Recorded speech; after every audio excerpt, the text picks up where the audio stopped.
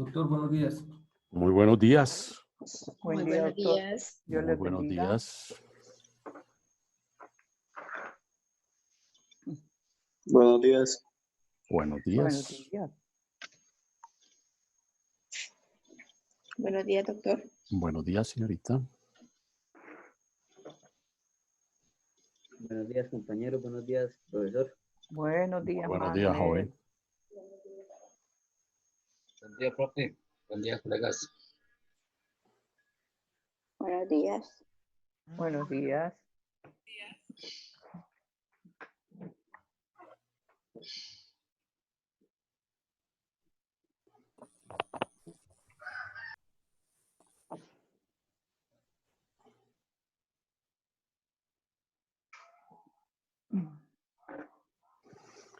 Bueno, ¿me oyen? ¿Me ven perfectamente? Sí, señor. Sí, señor. Perfecto. Sí, señor. Bueno, jóvenes, de nuevo muy buenos días para todos. Muy buenos días. Buenos días, doctor. Les agradezco su puntual presencia y el interés pues, en el desarrollo de la asignatura. Antes de entrar en materia, yo quisiera preguntar, los compañeros Esparragosa, Gianfranco, Linda Lucía Portillo, Santiago Rojas, ¿están presentes?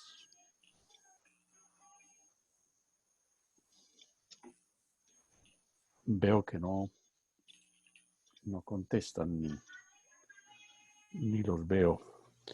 Pregunto por otros compañeros, Juan Camilo Castillo, Andrés Felipe Peñuela, Yamil Fabián Torres Duitama.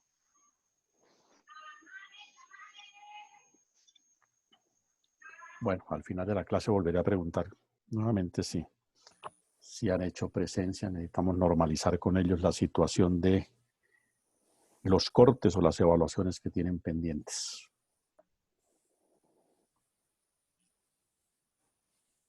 Bueno, recapitulando un poco el tema, hemos venido tratando el estatus de persona en el régimen del derecho romano. Permítanme, le doy aquí ingreso a otros compañeros. Bien, y entonces, en ese orden de ideas, pues, ese estatus está conformado por tres aspectos principales, que son el estatus de libertad, el estatus de ciudadanía y el estatus de familia. Esos tres elementos forman parte del gran estatus de la persona.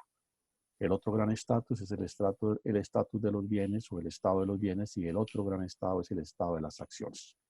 Para ordenar las ideas, entonces enfatizo tres grandes estados en el derecho romano: el estado de las personas, el estado de los bienes y el estado de las acciones.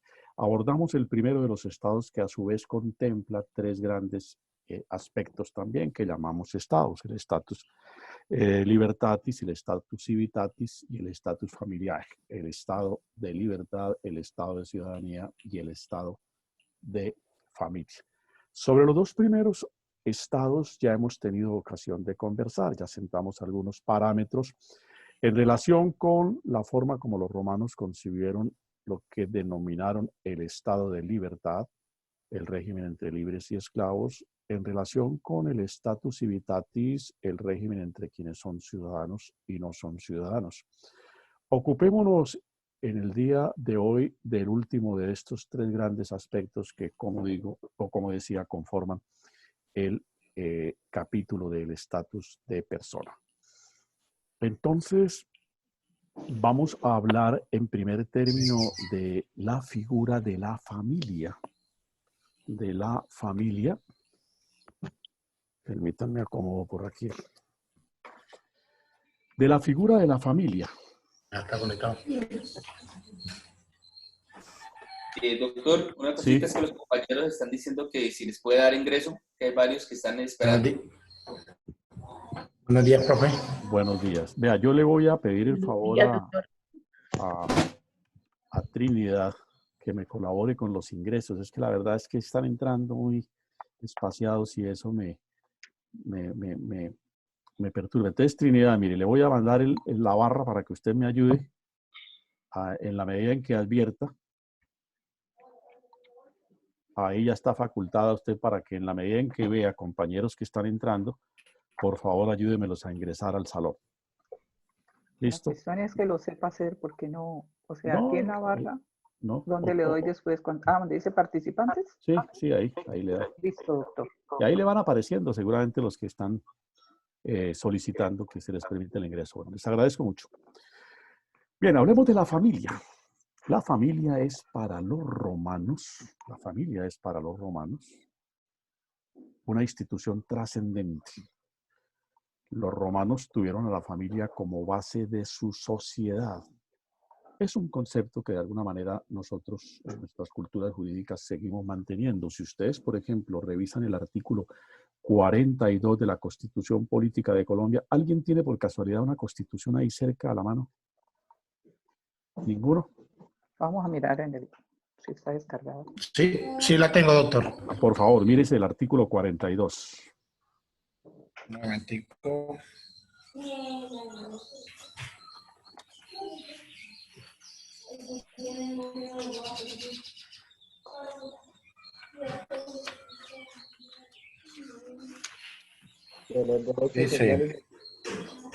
Dice, la familia es el núcleo fundamental de la sociedad. Se constituye por vínculos naturales o jurídicos, por la decisión libre de un hombre y una mujer de contraer matrimonio o por la voluntad responsable de conformarla.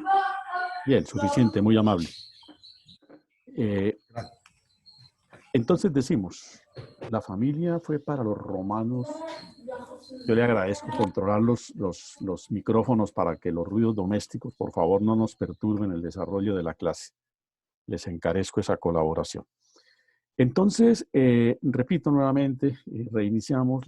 Para los romanos la familia fue una institución básica de su sociedad. Esa es una concepción que se nos ha legado, por supuesto, y es lo que encontramos en el artículo 42 de la Constitución, que aquí el compañero nos ha leído muy, muy amablemente. Nosotros hemos también adoptado a la familia como la institución básica de nuestra sociedad, y eso, por supuesto, corresponde a nociones pues, de carácter natural. La familia es el primer espacio social en que nosotros como seres humanos nos damos, pues la familia ha sido históricamente el núcleo esencial de todas las organizaciones sociales. Las sociedades crecieron, fue por el desarrollo que tuvieron las familias que lograron, a partir de los grupos familiares, conformar entidades de carácter político, localidades, sociedades, estado, como decían los antiguos griegos. Entonces la familia tuvo para los romanos, para recapitular el tema, una gran importancia, una gran trascendencia, y al punto que, como nosotros, hoy en día la consagraron como el eje central del desarrollo de su organización social. Entonces,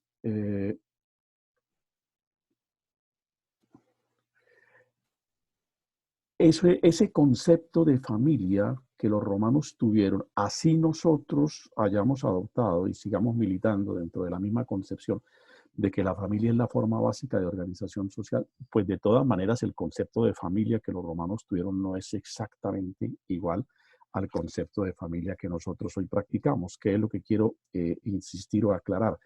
Para los romanos y para nosotros como sociedad actual, y cuando digo nosotros no solamente es Colombia, pues, sino quizás en la generalidad del plano universal, la familia sigue siendo la institución básica de todas las sociedades. Eso es un hecho, digamos, que es común tanto en Roma como en las sociedades de hoy.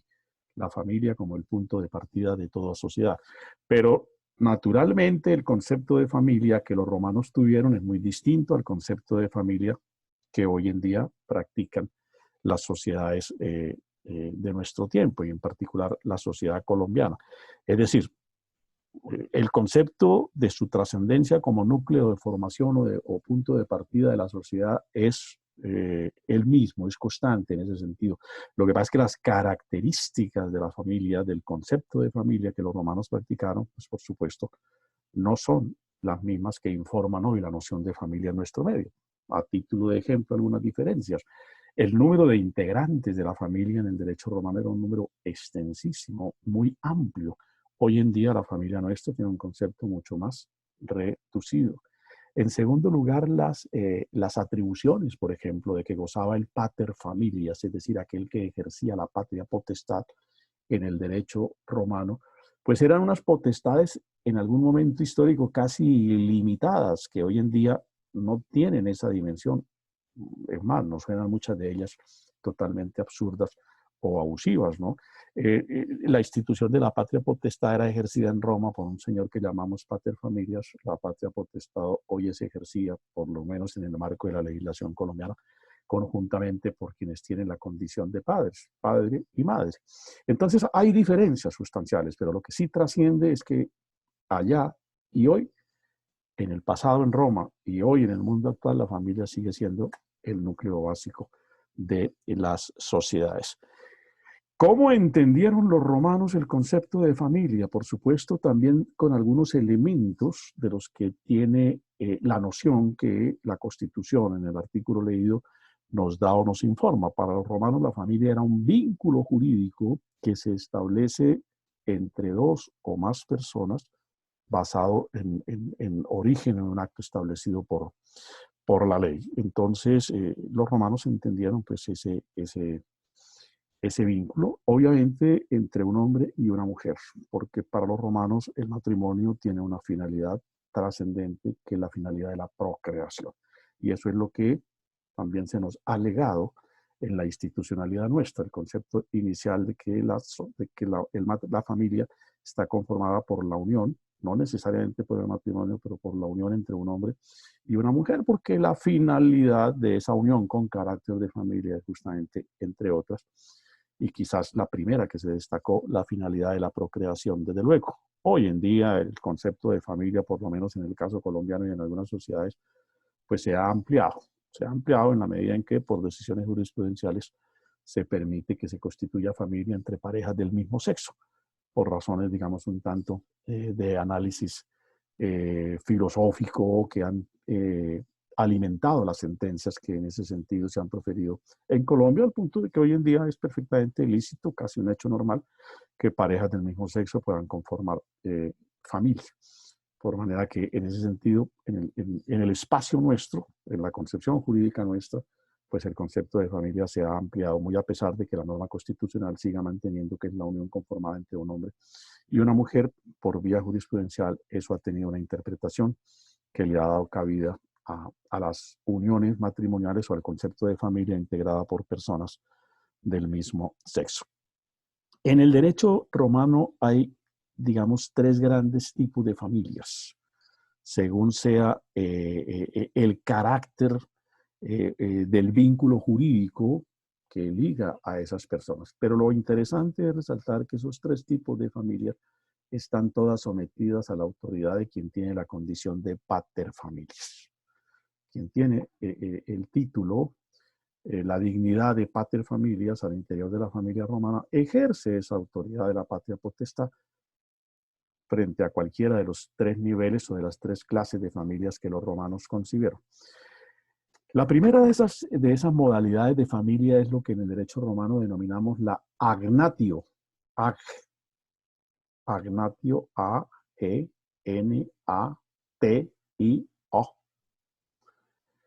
¿En qué consistía la agnatio? Es un vínculo jurídico que se da entre el pater familias, el que ejerce la patria potestad, y todos aquellos que están sometidos a su poder o que lo hubieran estado si no hubiese muerto.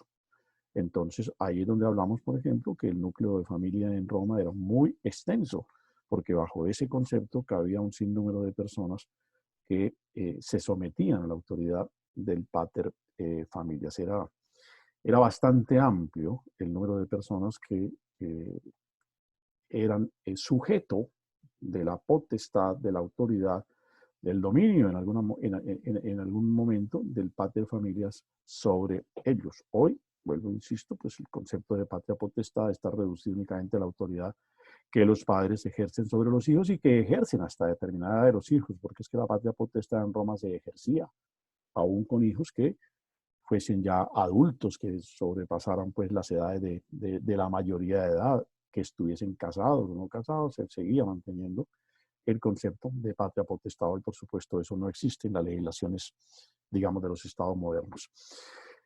El segundo tipo de familia es la cognatio. La cognatio, C-O-G de gato, N-A-T-I-O.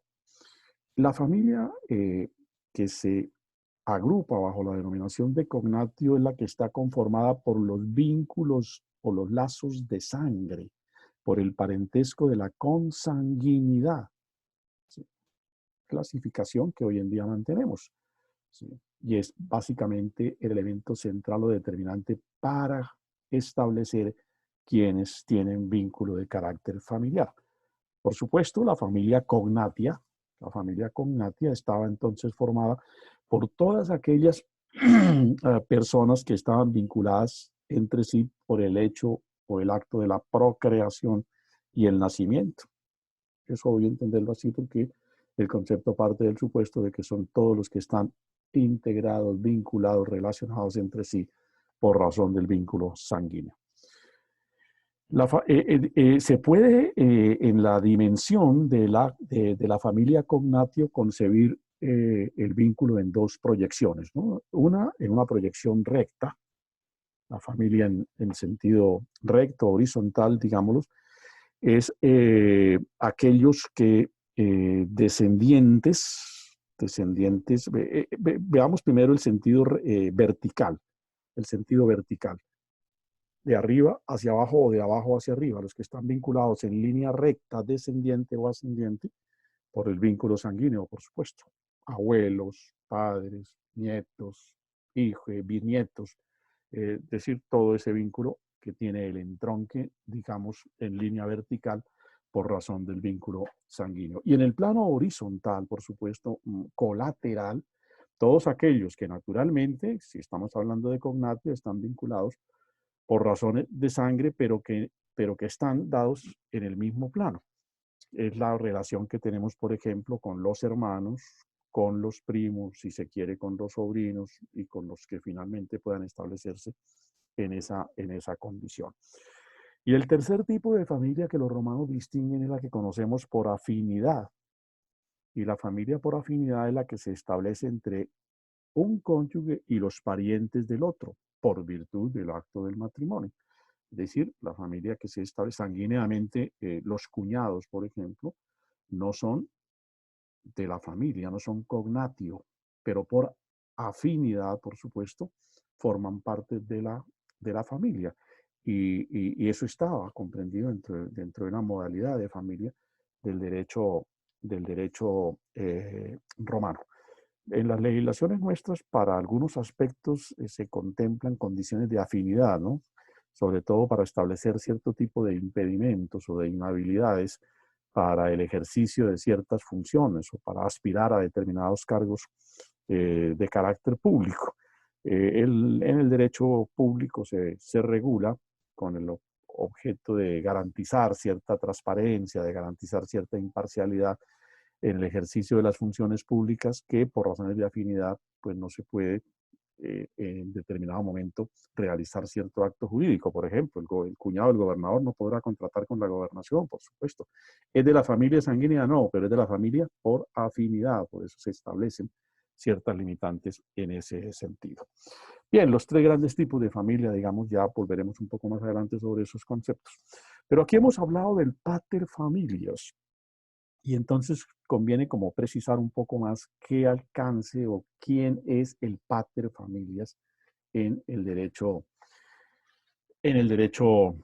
romano. El concepto de pater familias da la idea de ejercicio de poder. Pater es el padre o el jefe de la familia, ¿sí? Y entonces es él quien ejerce la investidura de pater familias. Generalmente se confiaba la condición de pater familia al miembro más antiguo de la familia, por vía masculina, porque la mujer no podía llegar a tener la condición de pater familias.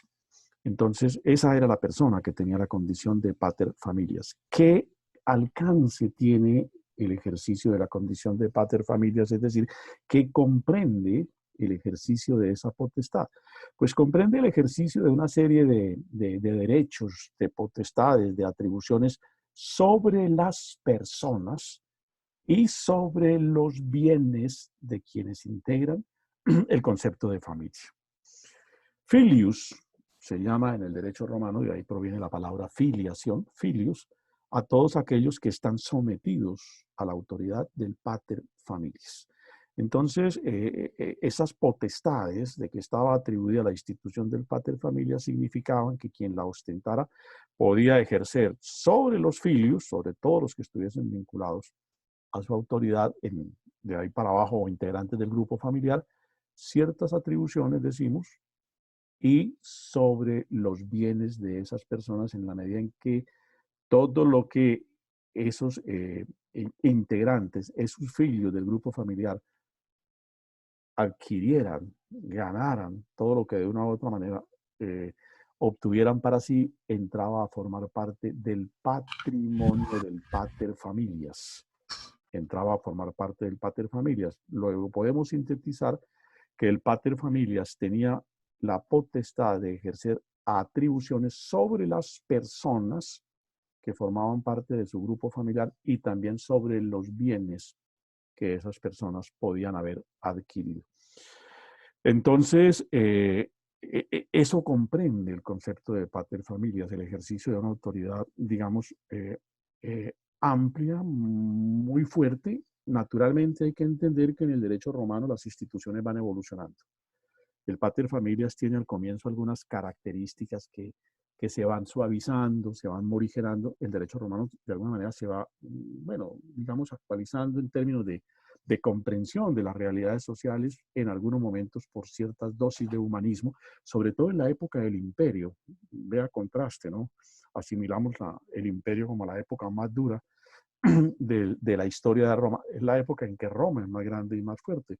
Pero cuando ya en el imperio existe el cristianismo ayuda a suavizar, a morigerar por sus conceptos humanistas, digamos, ciertas instituciones, y eso va generando un peso que hace que esos conceptos, en el caso del pater familias y en muchos otros conceptos de la vida romana, la familia y las instituciones o sus normas jurídicas fuesen evolucionando. Entonces, de potestades tan amplias que pudo haber tenido el pater familias en época de monarquía o en época de república, potestades que le daban incluso la facultad de disponer de la vida de quienes estaban sometidos al grupo familiar.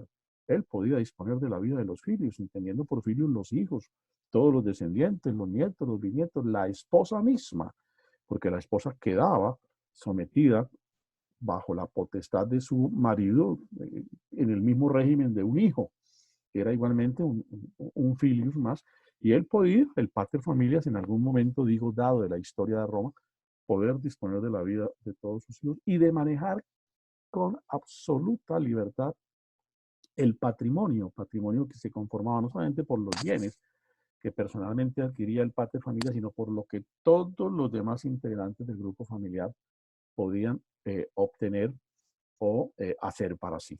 Todo eso entraba en el patrimonio del pater familias y él manejaba con absoluta libertad la suerte de ellos como personas y la suerte de los bienes que a su vez ellos habían adquirido. Por manera que eran unas potestades, digamos, en ese sentido amplias. Pero lo que quiero decir es que esa es una institución que a lo largo del tiempo, con el correr de los siglos, se va morigerando, se va suavizando en Roma, hasta que llegan momentos en que, decía hace un instante, en la misma fase del imperio, algunos emperadores ya van limitando. Ya el pater familias no puede disponer de la vida de los integrantes del grupo familiar. Lo podía vender, entre otras cosas, ¿no? Lo podía vender como esclavo, por supuesto.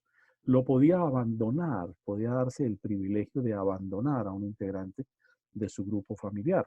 ¿Sí? Y eso era lícito. Hoy en día abandonar un hijo, por ejemplo, pues eso trae unas consecuencias de carácter no solamente social, sino incluso de orden penal, porque se genera para quienes tienen los vínculos de sangre unas relaciones de solidaridad que hace que no se puedan desconocer, ¿no? relación que puede existir cuando los hijos ya adultos tampoco atienden las necesidades de sus padres, estando estos en incapacidad o en imposibilidad de proveerse por sí lo necesario para su subsistencia.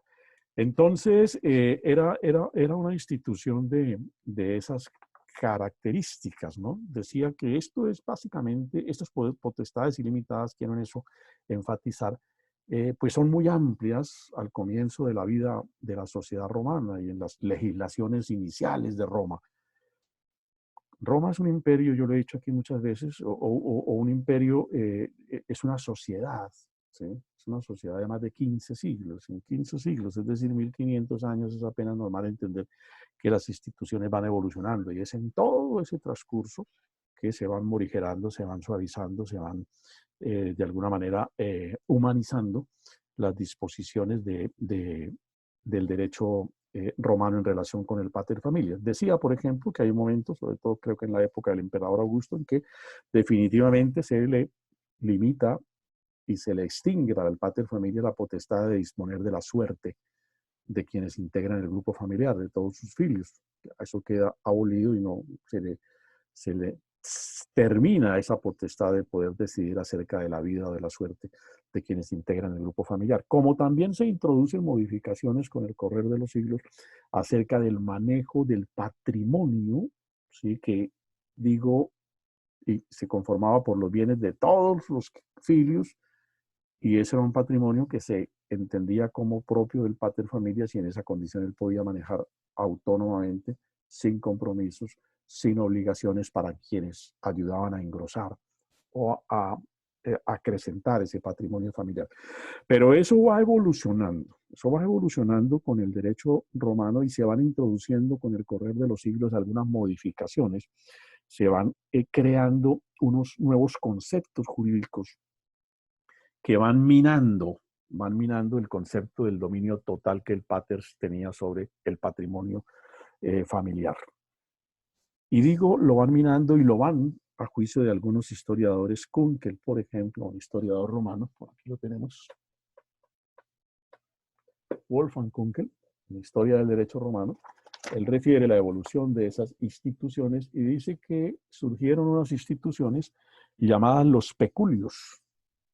Los peculios, que fue como la partida de defunción de la autoridad del pater familias sobre el manejo del patrimonio familiar.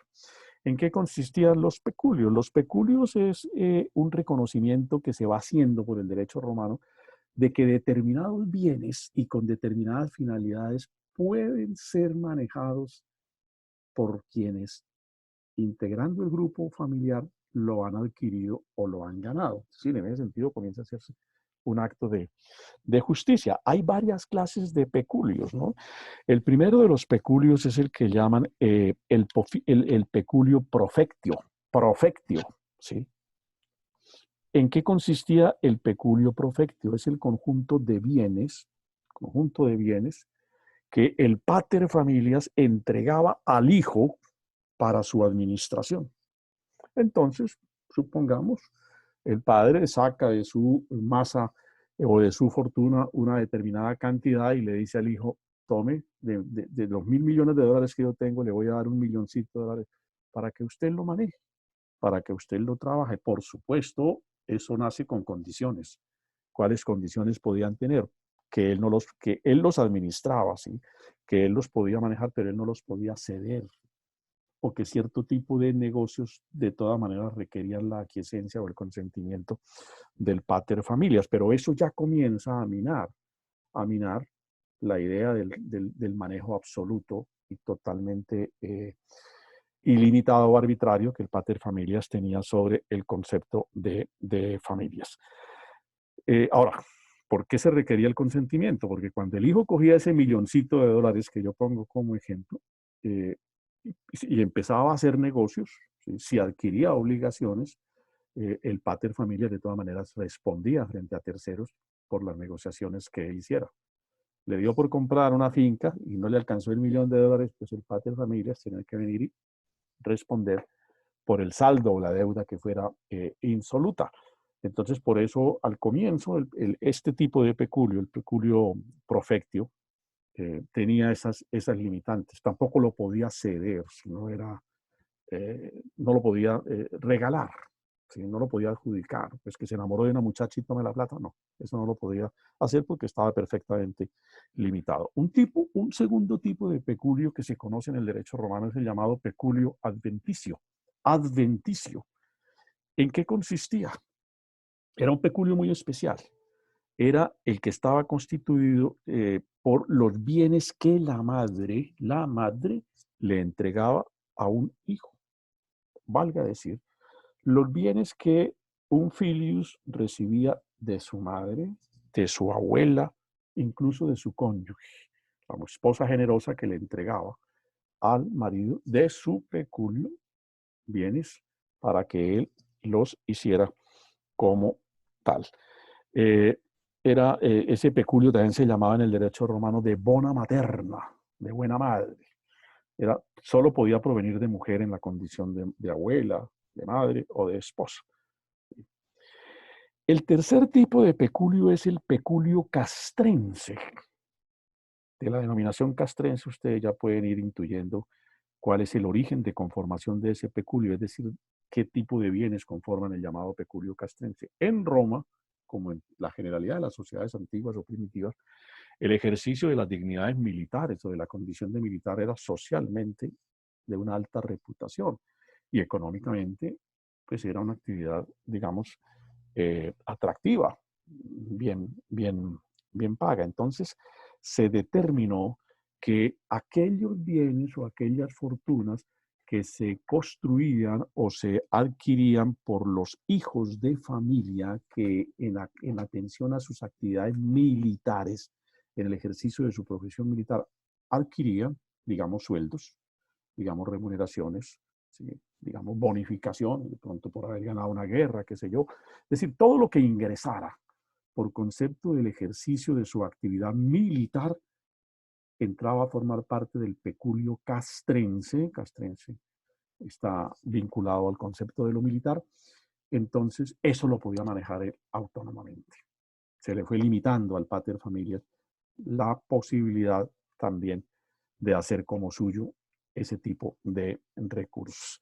Entonces, esos son, digamos, los tipos de peculios un tanto más trascendentes. Yo decía hace un instante que esta figura de los peculios, que se abrió inicialmente como una concesión a los hijos, como un pequeño espacio de autonomía, digamos, en el entorno familiar para que quienes eran filios pudiesen manejar algunos de los recursos, un acto más que justo por lo demás.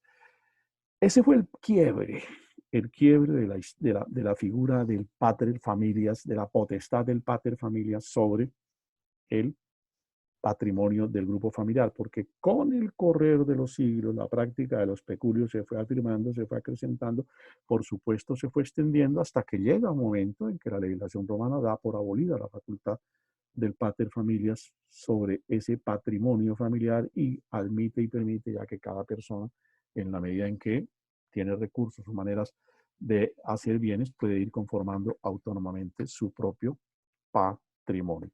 Por manera que en ese sentido presenta evoluciones, digamos, un tanto el derecho romano. Pero, insisto, son evoluciones, son procesos que se cumplen a lo largo de los siglos. Eso no es todo, pues, en cuestión de 24 horas. Bien. Doctor, qué pena una pregunta. Sí. En cuanto a los bienes que los militares, los hijos militares adquirían, ahí me quedó la duda, ¿quiénes los administraban en ese momento? Por eso digo, señorita, cuando se conforman los peculios son esos espacios patrimoniales, ¿sí? Las figuras que los romanos crean para permitirle a algunos de los integrantes del grupo familiar, de los que tenían la condición de filius son todos los que están sometidos a la autoridad del pater, que pudiesen ir manejando ya autónomamente algunos bienes, algunas fortunas, ¿sí? Algunos de los recursos que ellos obtienen por su propia actividad, por su propia gestión. Y entonces eso comienza a disminuir la autoridad del pater familias. ¿Quiénes tenían peculio castrense? Los filios que tenían actividad militar. A título de ejemplo, y me pongo como titular del ejemplo, si mi hijo fuese militar, los sueldos que mi hijo ganaba como militar entraban era a mi cuenta, a mi patrimonio, y yo podía disponer de ellos libremente. Claro que también hay una característica, ¿no? El pater familias tuvo esa potestad ilimitada de disponer sobre el patrimonio de todos los hijos, pero él tenía que responder por la suerte económica y la manutención de todos los hijos. La cosa tampoco era tan gratuita, ¿no? Él finalmente tenía que asumir esas responsabilidades. ¿De dónde, cómo subsisten si ellos no pueden hacer para sí el producto de su trabajo y tienen que entregárselo a un tercero? Pues ese tercero tenía que responder por la manutención y, digamos, las condiciones de vida o de subsistencia de todos los hijos o de todos los que integraban el grupo familiar. Entonces, señorita, para absolver nuevamente su inquietud, los hijos que tenían actividad militar, ¿sí?, o los integrantes, los hijos que tenían actividad militar, todos los recursos que obtenían por concepto de esa actividad militar, cito a título de ejemplo, sueldos, honorarios que pudieran ganar, bonificaciones, imaginémonos que por haber ganado una guerra les daban determinada suma de bonificación. ¿Por qué no lo que adquirieran como botín en el curso de la guerra? Todo eso que ingresaba para ellos, entonces ya se les permite, por virtud del peculio castrense, que ellos lo vayan manejando. Lo vayan manejando. Fue una manera, decía hace un instante, de dignificar, de corresponder a la dignificación que el ejercicio de las actividades militares tuvo en las sociedades antiguas y por sobre todo en la sociedad romana, ¿no?, donde Roma vive de la gloria de su ejército imperial. Entonces, eso significaba peculio castrense. ¿Clara la duda, la inquietud o necesita una...? No, no, señor, muchas gracias. Sí, ya he Bien. entendido. Gracias. Profe, pero sí quería preguntar de pronto, la diferencia es que encuentro dos palabras etimológicamente parecidas, pecunio y peculio. Pecunio es moneda, peculio es masa, ¿sí? Y el peculio ya es la propiedad. El peculio es el conjunto, es el patrimonio. Como tal, el ¿no? patrimonio, lo que posee. El patrimonio. Vale. Todos tenemos un peculio, digamos un patrimonio, ¿sí? ¿Cómo lo gastamos? Cuando sacamos pecunio, moneda del patrimonio. Sí. Listo, profe, gracias. Listo. Bien. Hablemos entonces ahora de la figura del matrimonio en la sociedad romana. En la sociedad romana el matrimonio, pues, es una figura de una gran trascendencia. Advirtiendo de entrada que en Roma, bueno, ya lo hemos expresado tal vez en oportunidades anteriores, no todo el mundo podía contraer matrimonio a la luz del ius civile. El ius civile era el derecho del que se aplicaba por Roma a los hombres libres, por supuesto ciudadanos romanos, que además tenían la condición de ciudadanos y que en ese orden de ideas podían tener el derecho a acceder al matrimonio al tenor del ius civile, valga decir, del derecho civil. Del derecho civil. Ustedes recuerden que los romanos, para quienes tenían la condición de romanos, de hombres libres y de ciudadanos, tenían una legislación especial para ellos, propia para ellos. Otros se regulaban, vamos a ver aquí un poco más adelante, otras formas de matrimonio que operaba para otro tipo de personas. Pero el matrimonio propiamente dicho en Roma, era para un núcleo social, desde luego en ese sentido un tanto reducido, si se quiere, un tanto privilegiado. Hoy al matrimonio pueden acceder todos los que a bien tengan la locura de casarse. Entonces, en Roma no era, al matrimonio del ius civile no se podía acceder si no se tenía esa previa condición. Y aquí es donde definen los romanos ya el ius civile como la unión de un hombre y una mujer, implicando igualdad de condiciones, de comunidad de derechos divinos y humanos. Los romanos eran profundamente religiosos y partían de los derechos de origen divino, y en cuanto se formaba la pareja matrimonial, en cuanto se constituía el matrimonio, los dos cónyuges quedaban en un plano de igualdad, en materia de derechos, fuesen de origen divino o fuesen de origen humano.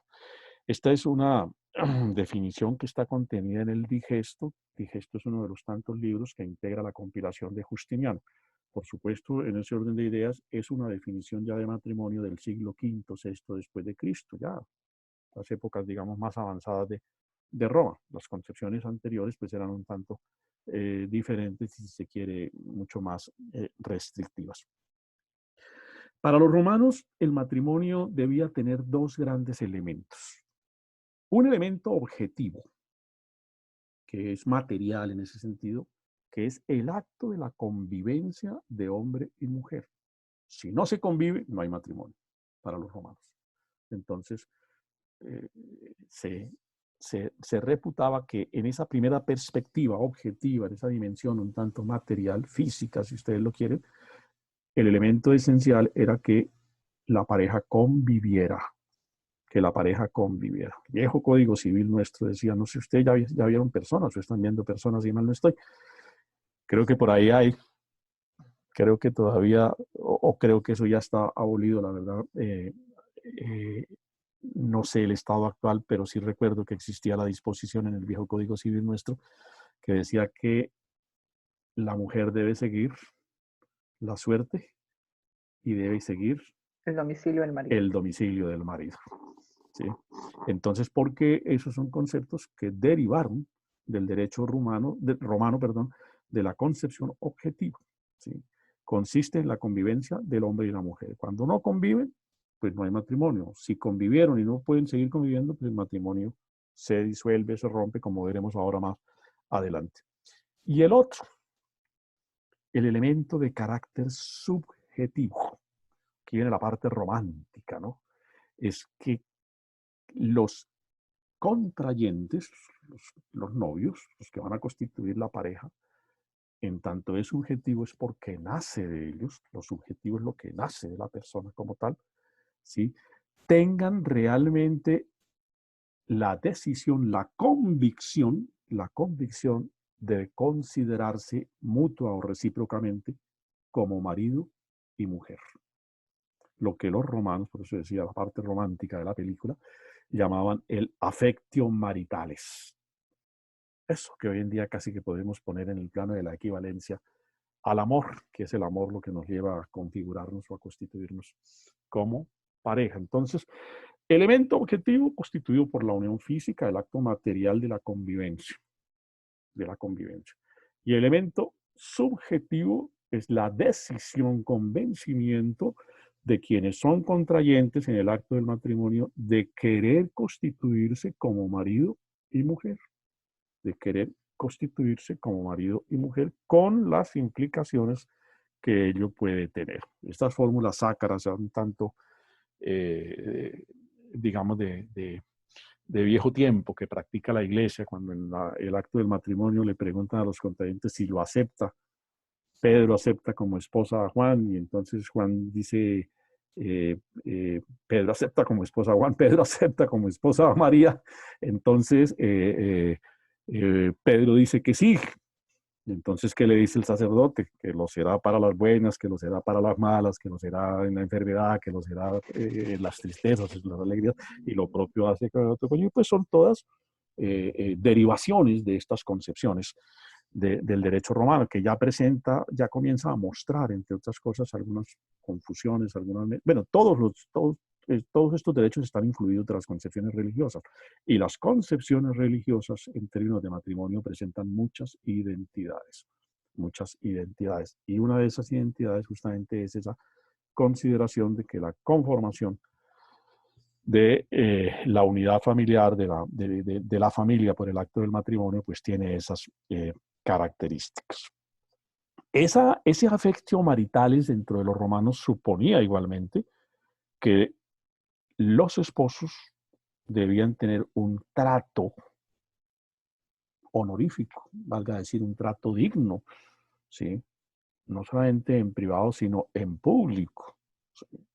Y por sobre todo, se exigía que el marido le diera en público un cierto trato especial a la mujer, y se admitía que cuando el matrimonio era un tanto, digamos, desigual en términos económicos o en términos, si se quiere, sociales, la mujer adquiría el mismo estatus del hombre, razón por la cual tenía derecho a que se le diera el mismo tratamiento social del que el hombre venía disponiendo. Deriva de aquí también un poco un viejo aforismo que se utiliza con mucha frecuencia, ¿no? De que la mujer del César no solamente debe serlo, sino parecerlo, porque se equipara a esas condiciones un tanto de igualdad. Bien, otro aspecto que conviene resaltar es que los romanos establecieron un sistema de contabilidad para determinar quiénes se reputaban como hijos legítimos, entendiendo por hijos legítimos los frutos de la unión matrimonial. Los frutos de la unión matrimonial. ¿Sí? Y entonces los romanos determinaron un sistema, digo, de contabilidad para saber con alguna certeza cuándo el hijo era ciertamente fruto de esa unión matrimonial, porque eso es un acto en el que perfectamente se puede presentar algunas dudas o algunas inquietudes. Entonces los romanos dijeron, es hijo de esa unión matrimonial aquel que nace después de los 180 días, de conformada la unión matrimonial. Entendían que antes era imposible que ese ser en gestación pudiese nacer y tener como tal vida de persona. Es decir, cuando la justa nuptiae o el matrimonio se celebraba, se contaban 180 días. Si el producto, el fruto o el bebé nacía después de los 180 días, se reputaba que era hijo de esa unión matrimonial. O cuando la unión matrimonial terminaba o cesaba, se entendía que ese hijo debía, excúsenme, permítanme un segundo, traigo un poquito de agua.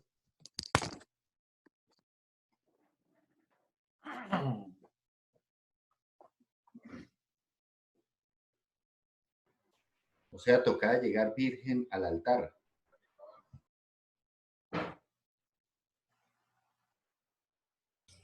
No. Por lo menos no Más. embarazada. Eso sí es otra cosa.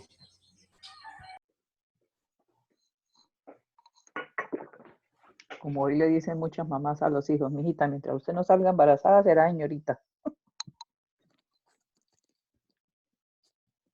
Bueno, papás, enseñarle el derecho romano a los hijos, cómo llegar al altar. O que debía, en la eventualidad en que el matrimonio hubiese terminado, darse dentro de los 300 días siguientes a aquel en que el matrimonio ha concluido, se ha disuelto. Esto era importante en Roma, bueno, sigue siendo importante hoy en día, ¿no? Pero era importante en Roma por varias circunstancias. Porque Roma fue una sociedad de guerreros, la gente iba a la guerra y entonces eso generaba ciertas dudas. En Roma se calcula, según algún historiador, que los varones llegaron a tener en promedio hasta 3 matrimonios, por varias razones, ¿no? Por varias razones, entre otras también porque algún estudio que se ha hecho de la sociedad romana determinaba que la mujer moría primero. El promedio de muertes en Roma, de morbilidad, se ha determinado como más alto en la mujer que en el hombre. Entonces fue mayor el número de viudos, el número de viudas, pero las disoluciones del matrimonio por otros actos, sobre todo por los actos de guerra, como por los actos de infidelidad, pues era mayor como consecuencia provenientes del hombre como tal, ¿no? El hombre al que iba a la guerra, el hombre tuvo mucho más propensión hacia la infidelidad. Entonces tuvieron que idear todo ese tipo de conceptos, de ideas o de formulaciones jurídicas para poder precisar con algún grado de certeza quién tenía la condición de hijo legítimo. Esta es una fórmula que de alguna manera se sigue practicando en las legislaciones modernas, y los capítulos de personas tratan igualmente este tema. Porque aquí sí, como reza un viejo cuento que seguramente ustedes conocen, de la maternidad hay certeza, de la paternidad es fe. Porque el hecho natural del alumbramiento pues no deja dudas de quién es la madre, pero de la paternidad pues es un hecho que como tal lo acreditamos por otros medios Perdón, doctor. probatorios, pero sí. En el caso de los indígenas de América decía, el hijo de mi hija, mi nieto será, mas el hijo de mi hijo en duda estará, ¿no? Esa era la forma como ellos heredaban, en los caciques, como heredaban, era el hijo de la mujer, no era el hijo del hijo, no era el heredero al trono por ese dicho. ¿No? El hijo Sí. de mi hija, mi hijo será, el hijo de mi hijo en duda estará. Sí, claro, eso es lo que quiero decir con el aforismo, o con más que aforismo, la anécdota que es muy común en las facultades de Derecho, ¿no? La manera de establecer la maternidad no tiene ninguna dificultad, es un hecho cierto. Es decir, el estudiante que le pregunta al profesor y el profesor le responde, ¿usted sabe quién es su mamá? Y dice, sí, pues eso es cierto. ¿Usted sabe quién es su papá? Sí, pues es un acto de fe, porque de ahí eso probarlo pues se establece a través de otros elementos. La convivencia, por ejemplo. La convivencia permite determinar quién es el padre de la criatura, ¿cierto? Para probar la maternidad no se requiere tanto el elemento de la convivencia.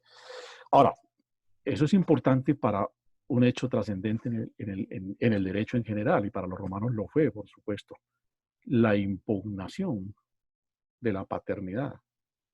La maternidad no se impugna, o por lo menos no es tan común, pero la paternidad es mucho más factible que sea susceptible de impugnación por el hecho que estamos comentando, porque es un hecho que hay que establecerlo a través de otros medios, porque no hay un medio físico como tal. Bueno, hoy en día las pruebas científicas, las pruebas de laboratorio, pues no dejan duda, pero para aquel entonces, pues tenía que acudirse a otro conjunto de medios probatorios. Entonces se establecía la figura de la impugnación de la paternidad. ¿Qué significa eso? Que yo, padre, y solamente el padre, ¿sí? o el esposo, lo puede hacer. ¿Qué tal que el derecho permitiera que el vecino, que mis enemigos, que cualquiera pudiese impugnar la paternidad de mis hijos? Bueno, sería el caos y la locura total.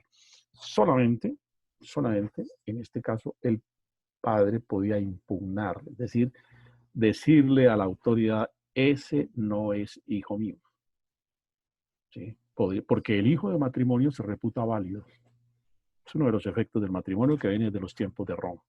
Todo aquel que nace cuando se sostiene relación de pareja firme y estable, digamos unión matrimonial, en ese orden de ideas se reputa que ese matrimonio, que ese hijo es fruto de la unión matrimonial y no se permite que nadie pueda entrar a cuestionar, es lo que estoy diciendo. Imaginémonos pues que los vecinos pudiesen llegar a promover una acción. El hijo de Berta y de Carlos, que son mis vecinos, ese no es hijo de ellos, señor juez, declare que no es hijo de ellos, que por supuesto sería una locura total. Entonces es un derecho exclusivo que solo puede ejercer quien tenga la condición de padre. Impugnar es, vuelvo y repito, acudir ante una instancia judicial a decir, ese no es hijo mío, vengo a decir que ese no es hijo mío.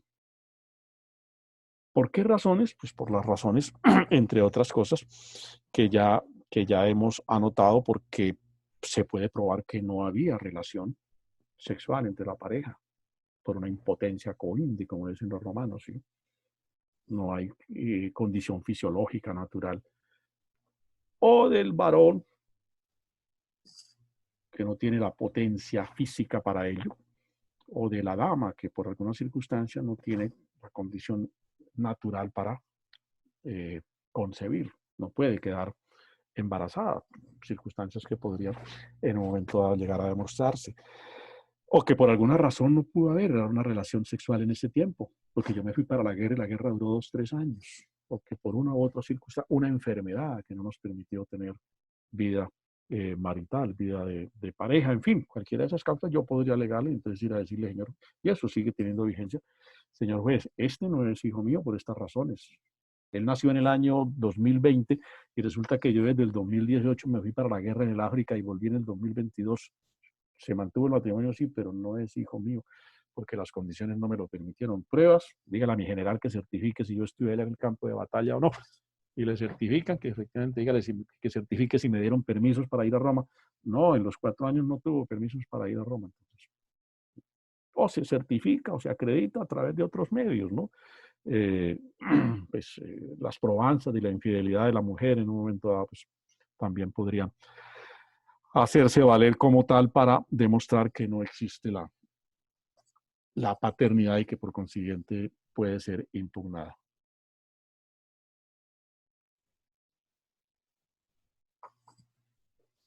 Bien, hablemos del matrimonio. El matrimonio que tiene esa trascendencia, digamos, para Roma, primero porque era una institución un tanto privilegiada, ¿no?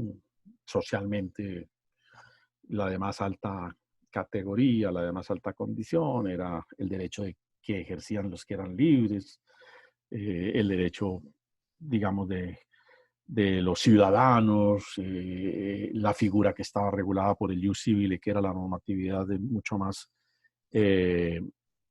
condición dentro de la sociedad romana. Entonces, la figura del matrimonio estaba sometida a un conjunto de condiciones o de requisitos que determinaban la validez del matrimonio. Esos requisitos los podemos simplificar básicamente en 4 requisitos, para no hacer extensa y compleja la figura del matrimonio. En primer lugar, la condición de pubertad de los futuros esposos. ¿Qué se entiende por pubertad? La pubertad es una condición física que los seres humanos vamos adquiriendo en la medida en que nos vamos desarrollando fisiológicamente, ¿sí? Que nos permite en algún momento dado tener las condiciones suficientemente desarrolladas, ya perfectamente claras, para contraer matrimonio, en el entendido de que el fin del matrimonio es la procreación. Valga decirlo en términos no tan complejos o tan enredados. Quien tiene la capacidad de procrear está en estado de pubertad. Está en estado de pubertad. ¿Sí? Entonces, pues los niños no tienen esa condición, no tienen esa capacidad. La niña, la dama niña, pues obviamente su condición natural no le permite todavía tener ese milagro maravilloso de la naturaleza que es concebir. Y en el varón, pues también con poca edad, pues tampoco tiene la capacidad suficiente para tener el efecto fecundador. Entonces, por eso se entiende que se llega a la pubertad cuando se tiene la condición o la facultad física en uno y otro, suficientemente desarrolladas las condiciones físicas para realizar el fin del matrimonio, que es el de la procreación de los hijos. Mientras tanto, pues los romanos, y ya sí de alguna manera se admite en el derecho nuestro, no conciben que sea posible contraer el matrimonio. Por eso el primero de los requisitos es que las personas estén en la pubertad. La pubertad se fija en los romanos, y así se copia en buena parte por las legislaciones actuales, a partir de ciertas edades. Se toman como parámetros las edades. En la mujer, la edad de los 12 años, el entendido de que a partir de esta edad la mujer ya tiene un desarrollo fisiológico que le permite tener capacidad para ser fecundada, para poder concebir, ¿sí? Porque ya pues sus ciclos biológicos, menstruales, todo ese proceso muy, muy de mujer, pues está plenamente desarrollado y entonces está en condiciones de poder contraer matrimonio porque ya podría eventualmente quedar embarazada. Y en el varón, la edad de los 14 años, en el entendido que a los 14 años ya el hombre presentaba también un desarrollo fisiológico en sus componentes masculinos que le permite fecundar a la dama. Entonces, antes se entendía que no se tenía condición de pubertad y que por consiguiente no era viable contraer el matrimonio. En Roma, valga aquí un tanto esta nota, un tanto al margen, porque son prácticas romanas que por mucho tiempo han permeado la cultura de nuestras sociedades, ¿no? En Roma llegar a la pubertad por el varón era todo un acontecimiento social. Hoy en día se ha invertido un poco la carga. Hoy en día celebramos, bueno, no propiamente la llegada de la pubertad de las niñas a los 12 años, sino más a los 15 años, aunque fisiológicamente puedan las niñas de hoy en día tener ya una condición como mujer plenamente normal o desarrollada. Lo que se celebra es la de los 15 años y el entendido de que a partir de ese momento ya la niña puede tener un rol social mucho más amplio y abrir ciertos caminos y ciertos espacios ya desde de su vida afectiva personal. Pero en Roma era el varón cuando llegaba a los 14 años, es decir, cuando adquiría la condición de puber, lo que constituía todo un verdadero acontecimiento en la sociedad romana. Eso era realmente un hecho trascendente. Lo era como sociedad y lo era como familia. Como sociedad, ¿por qué? Porque allá había un día, creo que por el mes de marzo, algunos de los días del mes de marzo, no estoy seguro si era el 12 o el 14 de marzo que refieren los historiadores, que era un día como una fiesta religiosa en Roma. Era un día sagrado en Roma, ¿sí? Como pues una fiesta de carácter religioso. Y entonces se acostumbraba en ese día a hacer una serie de ritualidades y de formalidades, entre otras, por la influencia del derecho divino en la sociedad romana. Todos los jóvenes que llegaban a la pubertad ese día tenían que concurrir a una ceremonia de carácter religioso. Por eso digo que era socialmente trascendente como sociedad romana. Era una sociedad, era un acto guardadas proporciones a lo que la Iglesia Católica conoce hoy como el acto de confirmación. Como el acto de confirmación, ¿no? Claro que la confirmación es un acto intrínsecamente religioso. Allí no solamente era religioso, sino también socialmente y, si se quiere, de connotaciones jurídicas, porque era la afirmación social de que ese joven ya estaba en condición de pubertad, una especie de presentación en sociedad como tal. Pero familiarmente tenía también unos efectos bastante simpáticos, si ustedes me permiten el término. Por ejemplo, prácticas como la de, a partir del momento en que se adquiría la pubertad, poder usar la toga blanca. La toga blanca era una vestimenta que usaban los romanos, que no todo el mundo la podía usar. No todo el mundo la podía usar, era privilegiada y, por supuesto, se reservaba para los jóvenes púberes.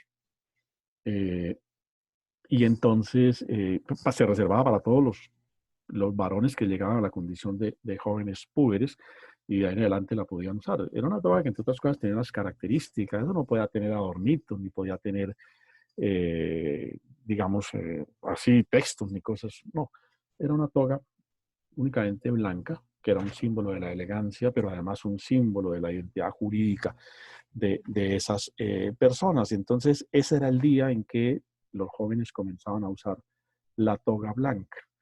Esto me hace acordar, ustedes pueden haberle oído seguramente a sus mayores, a sus padres, a sus abuelos, por sobre todo, que las generaciones de nuestros mayores practicaron culturalmente por mucho tiempo la práctica de echarse los largos, decían mis abuelos. Los niños de siglos anteriores, incluso de comienzos del siglo XX, usaban pantalones corticos hasta la edad de los 12 años. Siempre pantalones corticos. Yo tengo por ahí fotos mías todavía con pantalones corticos, ¿sí? Incluso le ponían a uno corbatín y todo con pantalones corticos. Cuando llegaban, sí, correcto, cuando llegaban a los 12 años, quedaban habilitados para usar ya pantalones largos. Por eso el dicho de ya se echó los largos, dice, para referirse que ese ya está crecidito, ya es mayorcito, ¿no? Entonces, eso es como una herencia cultural un tanto de los romanos, no con la misma exactitud, pero digamos con elementos que son similares. En Roma también, por ejemplo, los niños, desde muy niños, cargaban siempre una medalla que contenía una serie de símbolos, seguramente símbolos que indicaban identidad del grupo familiar al cual estaba vinculado el niño, y eso formaba parte pues, del cuerpo de ese menor. Y cuando se llegaba a la pubertad, parte de las ceremonias en familia era el acto de quitarse el medallón que había portado durante toda su infancia y suplirlo con la colocación de la toga blanca. Había otros hechos trascendentes en Roma cuando los jóvenes llegaban a la pubertad. No se podían afeitar los jóvenes. No se podían afeitar antes de llegar a la pubertad. No se podían afeitar. Entonces era factible encontrar menores de 10, 11, 12 años ya con bozos y con, si se quiere, algunos pues, personas que son por su conformación mucho más barbadas, velludas que otros. Era posible encontrar niños de 12, 13 años ya de pronto con barbas en formación, porque no se le permitía al joven impúber, no se le permitía afeitarse hasta tanto no llegara a la edad suficiente para adquirir la pubertad. Y parte de esas ceremonias familiares en la vida romana era el acto de la primera afeitada, era un acontecimiento social, era una especie de parte de la fiesta familiar que se hacía. Pues todas estas eran curiosidades pues, de la vida de la sociedad romana. Hay libros que se han escrito sobre las costumbres en Roma, cómo era la vida en Roma, y se queda uno sorprendido de ver prácticas de este orden, de esta naturaleza.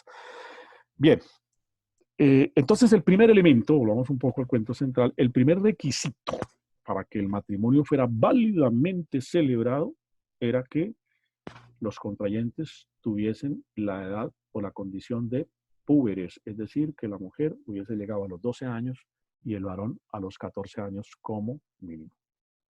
¿Sí? En la sociedad romana se ha logrado establecer que las mujeres se casaban en un promedio entre 14 y 16 años. Se casaban en un promedio entre 14 y 16 años y los varones ya a los 18 años en su generalidad estaban también vinculados por el matrimonio. Por eso decíamos, eso era característico, fue característico en todos esos estudios que se han hecho de la vida social en Roma. Se ha podido determinar que el promedio de matrimonios de los varones en Roma fue de 3 matrimonios, es decir, se casaban 3 veces en la vida. Pero esos son datos, digamos, un tanto más de contenido social que de contenido jurídico. El segundo de los requisitos era el consentimiento de los esposos. El consentimiento de los esposos. Es decir, los contrayentes debían expresar libremente su consentimiento para llegar a realizarlo. Esto no es una figura que se practique o un requisito que se haya exigido, digamos, desde un comienzo. La sociedad romana, en ese sentido, fue un tanto cerrada por mucho tiempo en los comienzos de la Roma, sobre todo la Roma monárquica y algunos años de la República. Los matrimonios incluso se podían celebrar por decisión de los paterfamilias. Los paterfamilias podían determinar que algunos de sus hijos contrajeran matrimonio entre sí. Entonces el paterfamilia del varón, que era amigo del paterfamilio de una niña, podían entre ellos tomar la decisión de que se casaran, independientemente de la decisión que sobre el particular tuvieran los contrayentes. Se llegó a prácticas de esa naturaleza. El requisito del consentimiento de los esposos es algo ya establecido en la legislación de Justiniano. Se determina entonces que quienes van a contraer matrimonio expresen libremente su consentimiento para realizarlo. Ustedes saben, creo, por su curso de personas, que los actos y actos como el del matrimonio, o todo acto jurídico para que tenga eficacia, validez y eficacia, pues deben hacer de la voluntad del individuo. Yo no puedo ser obligado a realizar un acto. Si me obligan a firmar un documento, si me obligan a firmar una escritura de venta de un bien, si me obligan a hacer un traspaso, si me obligan a casarme, y la ley civil nuestra define el matrimonio como un contrato solemne, en tanto es contrato, deben hacer de la voluntad libre, sin coacción de la persona. Es un matrimonio, ya ahora poco se ven, pero por mucho tiempo sí, cuando los padres de familia sentían mancillados el honor de su familia porque algún joven coqueto de la vereda había pernoctado con su hija mayor, lo llevaba a la iglesia con la escopeta detrás, ¿sí? Y se celebraban los matrimonios. Pues un matrimonio en esas condiciones, es decir, te quiero denotar con el ejemplo, que no es ejemplo gratuito, fue realidad por mucho tiempo en nuestras sociedades. Matrimonios a la fuerza, pues cuando el matrimonio es producto de una decisión forzada y no de la voluntad libre y espontánea de los contrayentes, el matrimonio está viciado de nulidad. Esa es una de las causas por las cuales el derecho canónico admite la disolución del vínculo matrimonial religioso católico. En la legislación canónica, si se demuestra que efectivamente me casé porque me obligaron a casarme o por alguna circunstancia que me forzó a casarme, entonces, por ejemplo, yo me casé con ella porque era la manera de asegurar que mi suegro me diera educación. Y entonces, como yo quería estudiar y vi que la posibilidad de casarme era que si me casaba, mi suegro me daba educación, porque si no, no podía seguir estudiando, no me podía seguir pagando la universidad, qué sé yo, no me daba trabajo, entonces me casé por esa razón. Le puede uno decir al tribunal eclesiástico, y si demuestra esa circunstancia, que eso fue lo determinante y no la voluntad libre y espontánea, autónoma y discrecional de los contrayentes, pues el matrimonio se puede anular. Pues eso viene del derecho romano justamente, que exigieron en un momento dado que el consentimiento de los esposos fuera libre, porque cualquier circunstancia que forzara a ese acto viciaba de nulidad el acto matrimonial. Y entonces se establece como requisito sine qua non para la validez del matrimonio el consentimiento de los esposos. Un tercer requisito que con el correr del tiempo también se va diluyendo es el consentimiento del pater familias o del jefe de la familia. Sobre todo cuando el que se casaba tenía la condición de alieni iuris. Y esto lo advertimos también ya en una clase anterior. Derecho romano, las personas pueden ser sui juris, soy yo, soy de derecho yo, o alieni juris, alieni viene de alienado, estoy determinado por alguien jurídicamente. Entonces, cuando la persona tenía la condición de alieni juris, requería el consentimiento del pater familias. Pero esto se fue diluyendo con el correr de los siglos, prácticamente desaparece este requisito porque finalmente los romanos entienden que lo sustancial o lo determinante es la voluntad de quienes contraen el matrimonio. Pero esa condición se establecía en algún momento en la sociedad romana por las responsabilidades que el pater familias adquiría con la futura unión matrimonial, que no solamente ingresaba a la familia el cónyuge extraño hasta ese entonces, sino que los hijos de esa unión entraban a ser cargo del pater familias. Y finalmente el cuarto requisito, que digamos es como el más trascendente, es el jus connubium. Connubium. C-O-N-U-B, B de bobo, I-U-M. Connubium. Jus connubium significa el derecho a contraer matrimonio. No todas las personas tenían el derecho a contraer matrimonio. Entonces, para poder contraer matrimonio, además de los tres requisitos anteriores, se tenía que acreditar la condición de que estoy posibilitado por el derecho para contraer las justes nupcias. Matrimonio romano, no todos los ciudadanos, no todas las personas gozaban de ese privilegio. ¿Sí? Por ejemplo, los peregrinos, los extranjeros, eran hombres libres, sí, pero no podían contraer matrimonio a la luz del jus civile. Había para ellos otro tipo de unión matrimonial, desde luego, pero a la luz del derecho del jus civile, de la codificación del jus civile, pues no podían contraer matrimonio porque el matrimonio era una prerrogativa de los romanos libres, ciudadanos como tal. Entonces, se requería tener esa condición de jus connubium. Ahora, había, como lo hay de alguna manera en las prácticas religiosas, bueno, y en las prácticas matrimoniales nuestras, un espacio en el que se podía impugnar el acto del matrimonio cuando una persona estaba en una condición de impedimento para contraer matrimonio, por ejemplo, por razones de consanguinidad. Los romanos en eso fueron supremamente celosos, ¿no? Cuando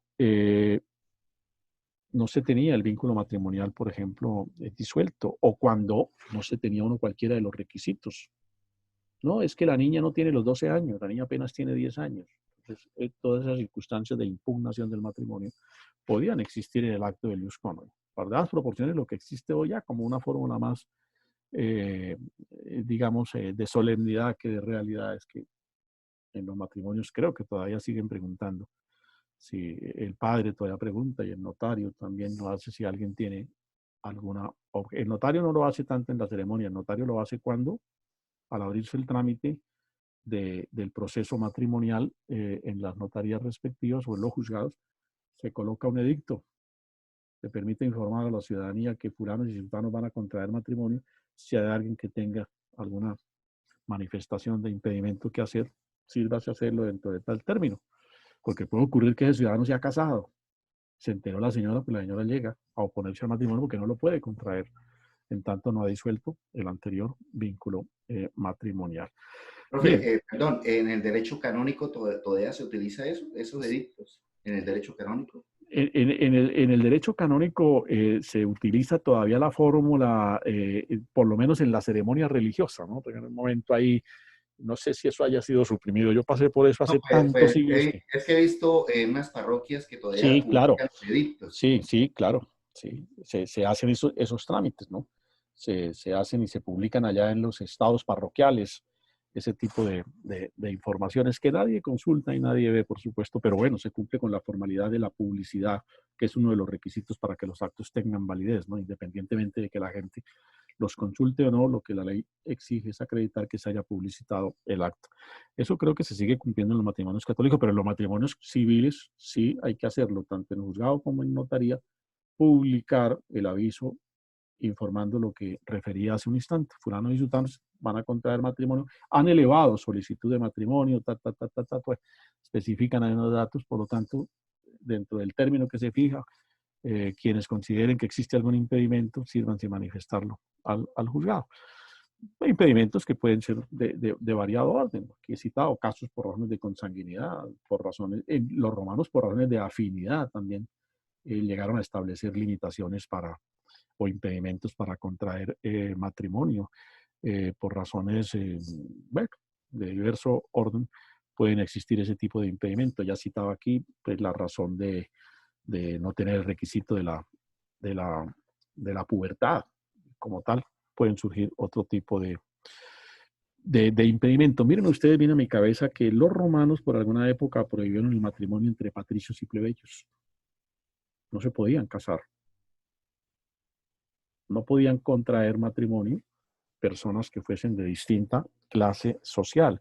Entonces, una de las circunstancias que se podía denunciar como impedimento, es decir, afirmar que el contrayente no tenía derecho al jus conubi, era que iba a contraer nupcias con alguien que no era de su misma categoría, condición o clase social. Y eso impedía el matrimonio porque existía la limitante o la prohibición legal de matrimonios entre parejas de distinta clase social. Por supuesto, hay una ley, la ley Papia Popea, algo así, que fue, por supuesto, ya leyes del mundo imperial que ya eliminan ese tipo de restricciones, ¿no? Permiten que entre patricios y plebeyos se puedan casar. En alguna época de la sociedad romana no se podía casar con quien tenía la condición de liberto. El libre de cuna, el ingenuus, no se podía casar con quien tenía la condición de libertus, pero por supuesto eso también llega a abolirse en un momento determinado. Miren ustedes que la sociedad romana establecía limitantes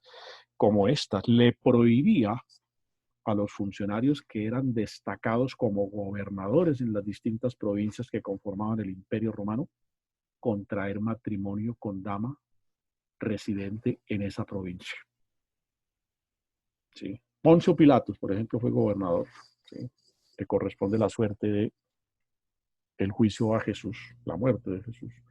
Pues Poncio Pilatus, que era romano, llega allá y no podía contraer matrimonio con dama de origen judío, con dama del lugar donde él ejercía la gobernación. Para ponerlo en los términos de hoy, si me nombran gobernador del departamento de Antioquia, no me puedo casar con dama antioqueña, con dama domiciliada en la jurisdicción en la cual yo ejerzo mi autoridad. Era una manera de los romanos de garantizar hasta cierto punto la transparencia, la imparcialidad y el compromiso, la pertenencia del funcionario, la solidaridad, la lealtad con la autoridad y con el imperio romano. Porque esas causas del afecto a veces son superiores a ese tipo de lealtades con lo público. Un poco lo que le ocurrió a Marco Antonio, si mal no estoy, con Cleopatra. Antonio se va a Egipto, se enamora de Cleopatra, quien no, por Dios. ¿Y en qué terminó? Enfrentado al Imperio Romano, en una guerra que desgastó al Imperio Romano, que la pudo haber ganado también, dicen algunos historiadores, Marco Antonio, y hubiese cambiado la historia totalmente. Pero finalmente la perdió, cae preso, muere, y la pobre Cleopatra, víctima del despecho, como dirían hoy los cantantes de música popular, termina suicidándose, regalándole una parte privilegiada de su cuerpo a una serpiente que la mordió. Bien, entonces, porque había ese tipo de prohibiciones, ¿sí? Eso es lo que lleva a que el derecho romano, entre otras causas, no es la única, pero es una de las razones por las que se explica que el derecho romano abra otras formas de matrimonio.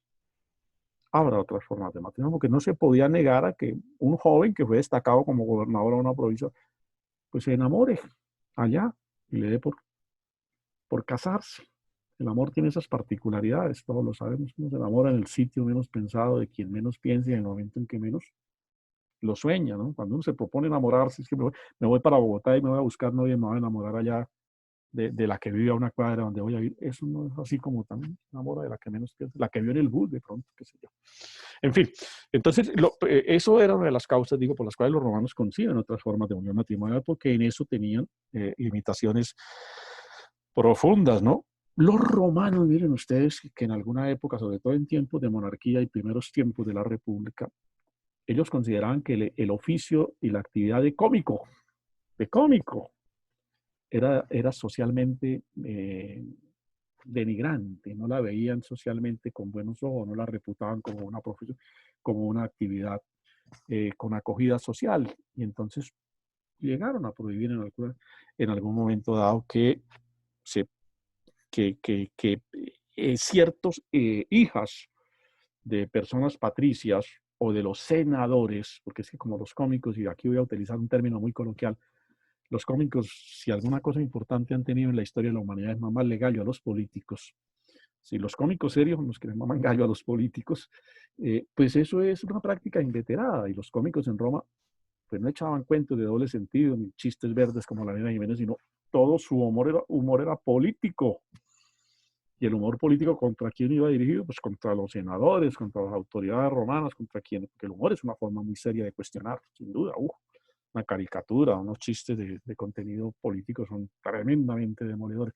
Entonces establecieron contra los cómicos unas discriminaciones y no le permitían a las hijas de los senadores o a los hijos de los patricios, que era la clase del poder, contraer matrimonios con los cómicos. Doctor, entonces, sí. Un apunte, lo que le pasó a Justiniano precisamente para poderse casar con Teodora, Sí, de claro. quien decían que era cómica y aún hasta prostituta, y él tuvo que apoyarse para... La tildaron de ser una mujer de dudosa reputación. Así, le tocó quitar esa ley para poderse casar con ella y ella después favoreció a las... Algunos historiadores explican que ese aforismo que yo citaba hace un instante, de que la mujer del César no solamente debe serlo, sino parecerlo, parece de venir de ahí, porque Justiniano tuvo siempre ese inconveniente. Él se enamoró de Teodora la romana, no Teodora la colombiana, y él logró modificar la ley. Él logró modificar la ley para poder contraer matrimonio con Teodora, porque Teodora, en eso sí no se equivocó Justiniano, era una mujer muy valiosa, intelectualmente, humanísticamente. Pues algunos afirman que realmente todos los comentarios y lo que se afirmó en relación con su conducta personal como mujer eran más especulaciones destructivas que... Pero la ley le prohibía a Justiniano, él logra modificar la ley, logra casarse con Teodora, y Teodora es un gran soporte de Justiniano, sin duda. Ella tenía formación jurídica, era más jurista que el mismo Justiniano. ¿Sí? Justiniano era un aficionado y entendía la dimensión de codificar el derecho romano, pero la jurista en el fondo, en la casa, era Teodora. Y se cree pues que fue un brazo derecho, aquí sí como el viejo dicho, detrás de un gran hombre hay una gran mujer, o detrás de todo hombre hay una gran mujer, es el cuento. Bueno, y eso se destaca de Teodora. Un poco el caso también que le ocurrió a don Rafael Núñez en Colombia. Presidente Núñez. Presidente Rafael Núñez, que fue un hombre un tanto, digamos, díscolo en materias afectivas. Pues Núñez es uno de los hombres más importantes en la historia de Colombia y seguramente el hombre más importante en la segunda mitad del siglo XIX. Bueno, uno de los más importantes del siglo XIX. Porque él produce un cambio político, él logra acabar con el sistema federal e implanta la Constitución del 86, que es de corte profundamente centralista, y desde entonces nosotros hemos sido centralistas. Pero Núñez, que había sido gobernador en Panamá, él se casó en Panamá con una señora de apellido Gallegos, ¿sí? Ya se me olvidó el nombre. Se casó allá. Núñez era un hombre primero, un hombre muy formado, profundamente educado, preparado, un hombre con toda la cultura europea de la época, era un hombre que sabía de economía, que sabía de derecho, que sabía de política, era un hombre versado. Realmente era un encantador de Culebra, así donde llegaba, eh, despertaba un interés, una expectativa, y, y se casó en Panamá. Y allá dejó con esta señora Gallegos, con quien no tuvo hijos, pero él la abandona, él la deja. Y él después dijo que la había dejado porque ella se había enloquecido. Núñez yo creo que la chifló, la enloqueció. En todo caso, la enloqueció y la dejó allá y se vino. Y fue un hombre díscolo, tuvo un buen número de amigas, para no emplear términos más fuertes. Y él finalmente logra, se enamora de doña Soledad Román, una ilustre dama cartagenera, con quien se enamora y llega al palacio presidencial, cuando es elegido presidente, viviendo con ella en lo que el viejo Código Civil, término que seguramente ustedes conocieron en su curso de personas, término que ya no tiene aceptación jurídica porque la Corte Constitucional lo declaró inexequible, decía uniones de dañado y punible ayuntamiento, es decir, lo que en términos coloquiales llamamos enmozamiento. Así llegó Núñez al Palacio Presidencial en Colombia en 1886. Y eso para el presidente de la República, como para don Justiniano en su época, era un gran problema, porque estaba por fuera de los términos legales de esa unión, ¿sí? Y por sobre todo de los términos sociales. Si hoy en día todavía sigue teniendo peso el matrimonio católico, imaginémonos en aquella época, ¿sí? Entonces, ¿qué hace Núñez? Núñez se posesiona y se va para Roma, porque Núñez quería quitarse el problemita. Era que socialmente, bueno, yo terminé contando una historia que no es de la clase, pero ya voy a echarla completa. Núñez, pues vivía con doña Soledad porque él no se podía casar con ella porque el matrimonio católico en Panamá le impedía contraer matrimonio católico. Y socialmente se reputaba era la existencia de los matrimonios católicos. Además, porque quienes se casaban por lo civil, existía el matrimonio civil, sí, pero se consideraban hijos de Dios.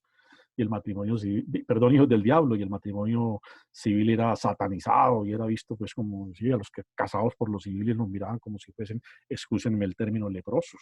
Es decir, la gente los repudiaba y los discriminaba, ¿sí? Porque había contra ellos un sinnúmero de prevención. En todo caso, el peso de la iglesia, por supuesto. Entonces Núñez va a Roma, se reúne con el Papa y le dice: Papa, yo necesito que usted me anule ese matrimonio, porque yo necesito casarme con Soledad, porque yo tengo unos problemas muy graves en Colombia.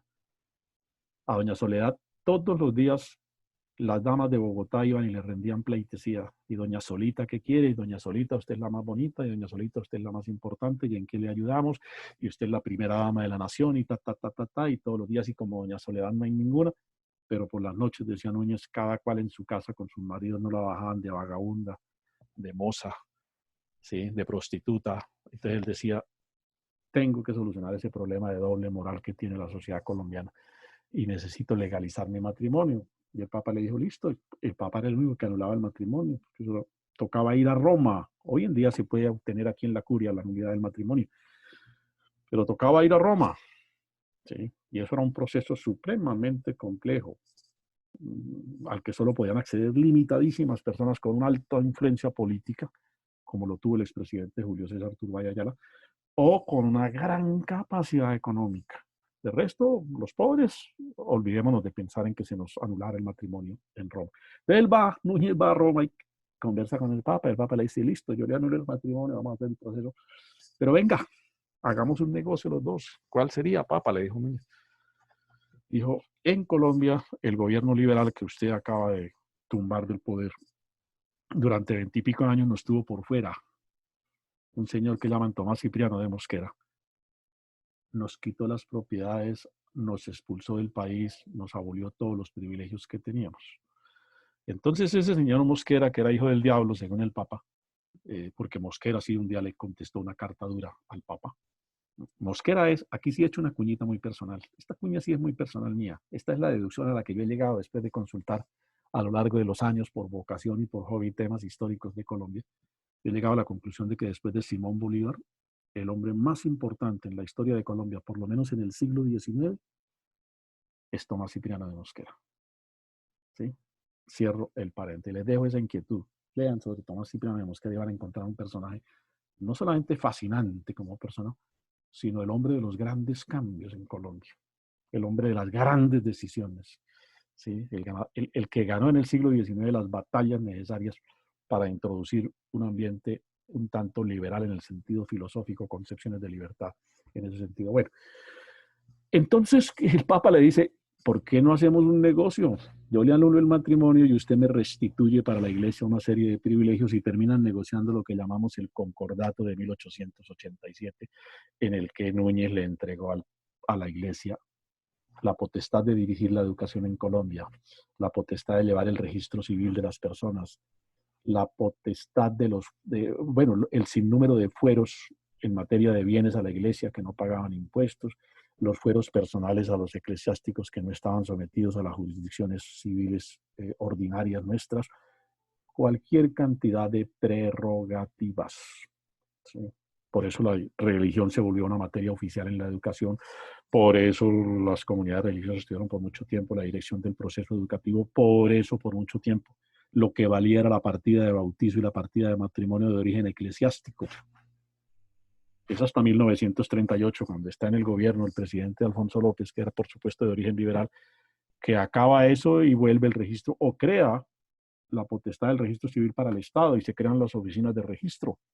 Y se establece que el registro lo llevan las oficinas de registro, que son públicas, son del Estado, o las alcaldías. Entonces ya no hablamos de partida de matrimonio ni de partida de bautizo, sino de registro civil de nacimiento. Cuando ustedes en su vida profesional vayan a hacer un acto, pues una sucesión más que todo, ¿sí? O pronto necesitan una prueba en relación con una persona nacida antes de 1938, el Estado, el registro de nacimiento es la partida de bautizo, porque después de 1938 es lo que llamamos propiamente el registro civil. O sea que ustedes tienen que ir a la parroquia donde fue bautizado ese señor a pedir la partida de bautizo. Si lo que quieren es probar el matrimonio, tienen que ir a la parroquia donde los contrayentes celebraron el matrimonio. Solo después de 1938 el registro civil es llevado por las autoridades.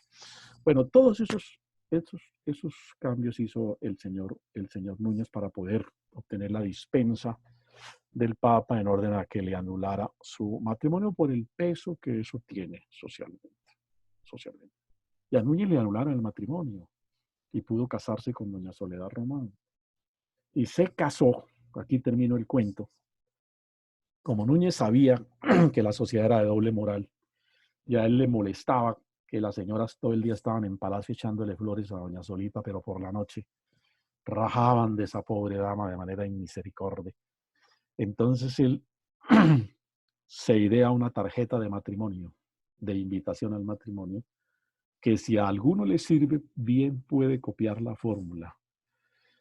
Núñez dijo, le voy a castigar a todos estos, a las esposas de los ministros, a las esposas de los gobernadores, a las esposas de todos los burócratas que vivían, ellos todo el día con Núñez y ellas todo el día con doña Soledad Román.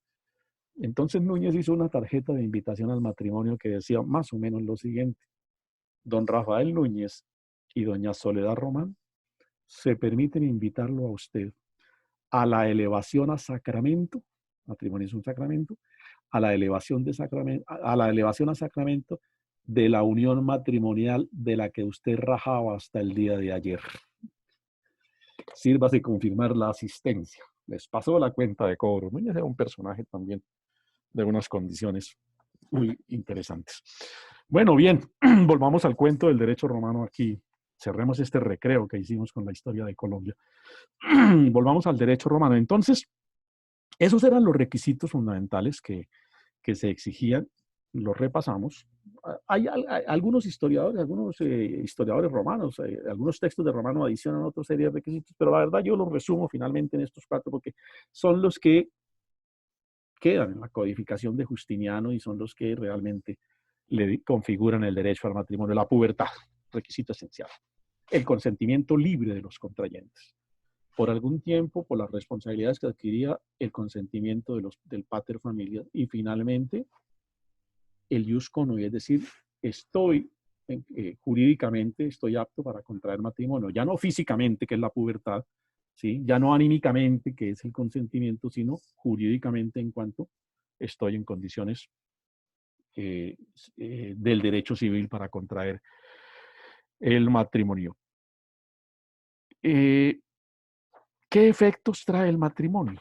Pues por supuesto, el matrimonio genera los efectos, algunos de los cuales ya había mencionado. Por un lado, la mujer participa de la condición social del marido, pasa a formar parte del grupo familiar del marido, concurre cuando el marido muere en calidad de heredera y concurre como una hija más, es decir, sus derechos de heredera son tan iguales a los que tienen los hijos de esa unión matrimonial. Recuerden que ella entraba como hija, ella entraba como filios a la familia del marido, entonces entraba ahí sometida a ese régimen.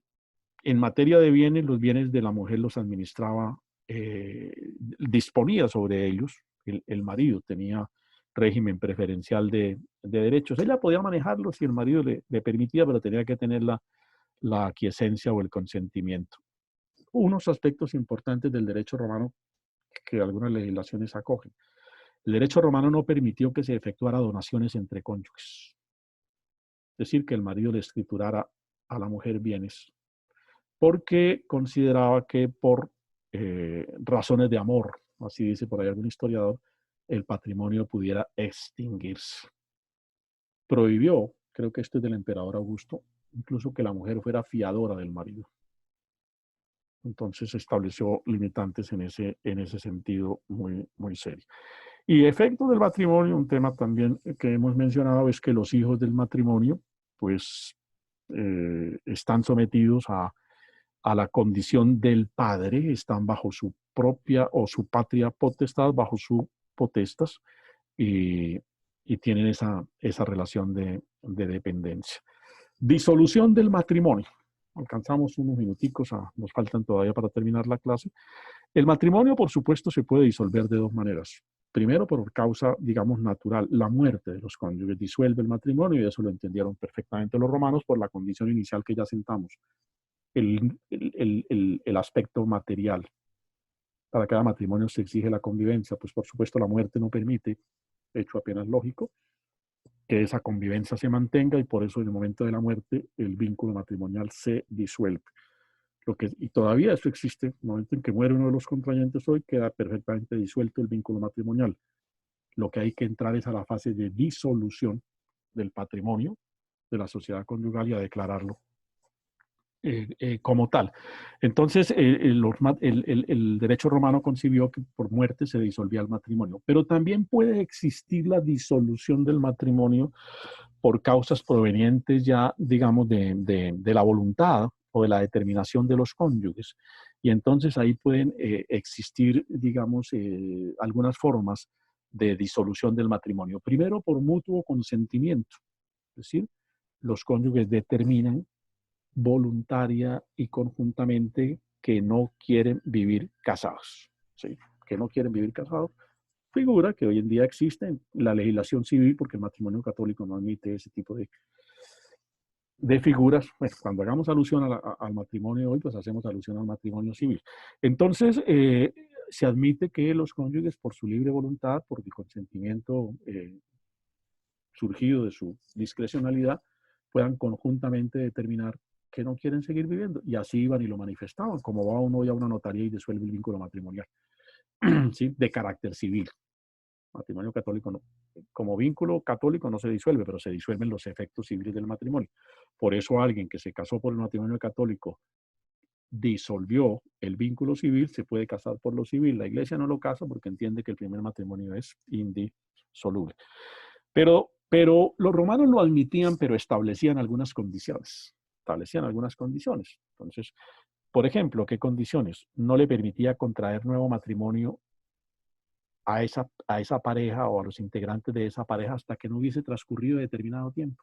Era como una especie de sanción, ¿sí? Listo, se van a separar porque ambos quieren, perfecto, pero no se pueden casar antes de 1, 2, 3 años, en fin, cualquiera el tiempo que dije que hubiese determinado, ¿sí? Entonces, era, por ejemplo, una de las modalidades de entre comillas, establecer sanciones cuando las parejas resolvían disolver el matrimonio por mutuo acuerdo. El matrimonio por culpa de uno de los cónyuges. Sí, entonces ahí opera un tanto lo que los romanos llamaban el repudium, es decir, cuando uno de los cónyuges, invocando una causal en la que el otro había incurrido, solicitaba que se diera por terminado el vínculo matrimonial. Esas causales, por supuesto, estaban determinadas en la ley. El adulterio es, en primer lugar, la causa mayor de ese repudio. Yo podía repudiar, es decir, rechazar a mi pareja si lograba establecer que él me había sido o ella me había sido infiel. Entonces, esa era una causal. En el caso de la mujer, la circunstancia era un poco más extrema, ¿no? Por la cultura y, si se quiere, también por la misma desigualdad de tratamiento jurídico. Porque la mujer, aquí volvemos a traer a colación el dicho de que la mujer del César no solo debe serlo, sino parecerlo, es porque, por ejemplo, la mujer casada que concurriera a un lugar público sin el consentimiento del marido, podía estar incurriendo en una falta que daba lugar a repudio, es decir, a que yo solicitara divorcio. Se fue para cine. ¿Con permiso de quién? Ella tomó la decisión. Entonces yo la voy a repudiar. Podía incurrir en una causal de divorcio, ¿no? Es decir, ¿cómo sería hoy? Señoras que salen, se van. ¿Dónde estaban? No, en el centro comercial. Tocará creer. En Roma eso no era así. Eso era causal suficiente de repudio, ¿sí? Hablar, por ejemplo, con extraños, con personas extrañas, fuera del domicilio conyugal. Fuera del domicilio conyugal, hablar con extraños era causal para repudio. En ese sentido había como una presunción de infidelidad. Atormentaba a los romanos el prejuicio de la infidelidad. Pero la mujer también podía repudiar al marido, sí. Podía repudiarlo, y en eso los romanos, por ejemplo, establecieron que cuando el varón pretendía prostituir a la esposa, pretendía prostituirla, ella podía invocar el repudio y por consiguiente obtener el divorcio, la disolución de los efectos del vínculo matrimonial. Eso era una práctica que no era tan extraña, tan rara en la sociedad romana. De alguna manera todavía hay quienes incurren en esos absurdos despropósitos y exageradas prácticas. Porque a veces la gente, por el afán de obtener poder, por el afán de obtener ganancias, ¿sí? Yo sé que el presidente quiere tener una relación con mi esposa, pero yo sí la voy a facilitar si me nombra ministro. Pues entonces va y le dice a la esposa: mire, mi hijita, mi amor, yo la quiero mucho, pero la única manera de que me nombre ministro es que se acueste con el presidente. Estoy poniendo un ejemplo atemporal y espacial, pues no me estoy refiriendo a ningún presidente en particular. Acuéstese con el presidente para que me nombre ministro. Pues por supuesto, la mujer puede, en ese orden de ideas, invocar el repudio, rechazar al marido, ¿sí? A veces para obtener privilegios económicos. Estamos sin plata. Fulano de tal es un hombre acaudalado, ¿por qué no va y se le insinúa? ¿Por qué no va y le expresa sus deseos de tener relación con él y que le pague? Cosas así de ese orden. Por supuesto, la mujer, frente a una circunstancia de esas, podía invocar el repudio. El maltrato también. El maltrato, así como el futbolista a la dama en Argentina. Pues por supuesto eso podía constituir una causal para el repudio. La traición, sobre todo la falta de lealtad en algunos secretos por parte del marido a la esposa, en cuanto esta fuera desleal, podía constituir una causal de repudio. Finalmente, por causa, digamos, de bona gratia, decía el derecho romano, ¿sí? Por buena gracia, es que la legislación romana que contemplaba que se pudiese otorgar el matrimonio cuando ya no había razón para el mantenimiento del vínculo matrimonial o se hiciese inútil el mantener el matrimonio. Por ejemplo, hablábamos hace un instante la existencia de causales de impotencia para mantener relaciones de pareja. Podía constituir una causal para que de buena gracia usted ya no puede tener esa vida armónica de pareja, entonces se les puede conceder el vínculo matrimonial. El cautiverio. Caí preso y me condenaron a 30 años y además me mandaron a pagarlo al África. ¿Sí? Entonces, en la realidad existe matrimonio, en la realidad no existe matrimonio. Porque las condiciones fácticas del cautivo no permiten que el matrimonio se exprese objetivamente. La cercanía, la vida en pareja. La cercanía supone la existencia de vida en pareja, entonces podía concederse el divorcio de bona gratia. O a veces cuando se ingresaba a la vida religiosa, después de tener 6 hijos, le daba por volverse sacerdote y ingresaba a la vida religiosa. Y entonces podía conceder el divorcio. Bien, jóvenes. ¿Alguna pregunta? ¿Alguna inquietud? Si no es así... Sí, doctor, perdón.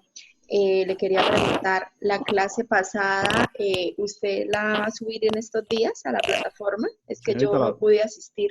La subo, no, creo que la que me falta es la de hoy, la de la clase pasada y por supuesto la de hoy, pero la subo entre lunes y martes, la estoy subiendo. Ah, bueno, perfecto. Sí, señor, gracias. Bueno, jóvenes, les agradezco mucho su presencia, su interés y les deseo pues que sigan teniendo un día tranquilo. Gracias por él. Gracias, Muchas gracias, lo doctor. mismo. Muy buen día para todos. Muchísimas Muy gracias. amable.